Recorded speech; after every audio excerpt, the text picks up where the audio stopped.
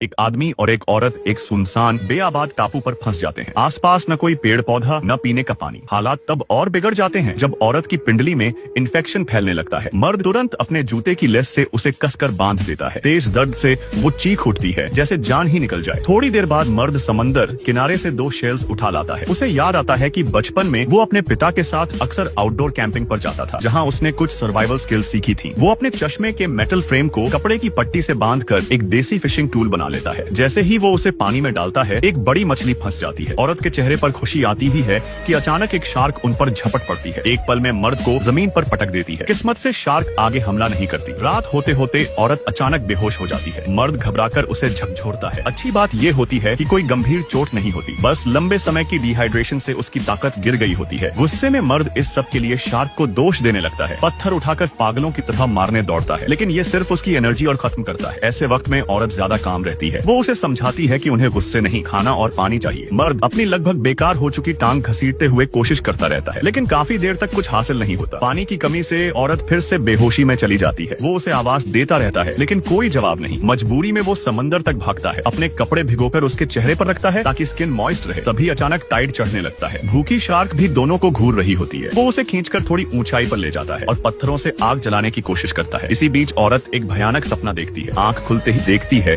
कि पानी उनके बिल्कुल पास आ चुका है। अब उनके पास बस कुछ ही वर्ग मीटर जमीन बची है। मर्द बेबस होकर फिर से खुद को खिसकाता है। हमले से बचने के लिए हाथ में पत्थर पकड़े रहता है। जैसे जैसे पानी बढ़ता है, औरत का मेंटल ब्रेकडाउन हो जाता है। उसे डर सताने लगता है कि वो यहीं डूब जाएगी। सबसे खतरनाक बात ये होती है कि दोनों की पिंडलियां बुरी तरह जख्मी हैं। समंदर के पानी में ज्यादा देर रहने से जान जा सकती है। औरत जैसे ही उठने की कोशिश करती है, वो फिर से जमीन पर गिरकर बेहोश हो जाती है। तभी ऊपर से एक रेस्क्यू हेलीकॉप्टर दिखाई देता है। मर्द पूरी ताकत से हाथ हिलाकर चिल्लाता है, लेकिन अंधेरा इतना गहरा होता है कि कुछ भी नजर नहीं आता। थोड़ी ही देर में पूरा टापू डूब जाता है। मजबूर होकर मर्द बेहोश औरत को पकड़े हुए पानी में खड़ा रहता है, रेस्क्यू का इंतजार करते हुए। अचानक एक शार्क तेजी से हमला करती है और मर्द को पानी के अंदर खींच ले जाती है। जान बचाने के लिए वो पत्थर से शार्क पर वार करता है। उधर औरत धीरे धीरे नीचे डूबने लगती है। ठीक उस पल जब सब खत्म लगता है, वो किसी तरह खुद को छुड़ाकर उसे ऊपर खींच लाता है, लेकिन खतरा अभी टला नहीं होता। अगले ही पल शार्क औरत को फिर से खींच लेती है। तभी आखिरी मौके पर रेस्क्यू टीम पहुंच जाती है। एक रेस्क्यूअर बिना सोचे सीधे पानी में कूदकर शार्क से भिड़ जाता है। एक दिन और एक रात से फंसे हुए अजय और नेहा आखिरकार जिंदा बचा लिए जाते हैं।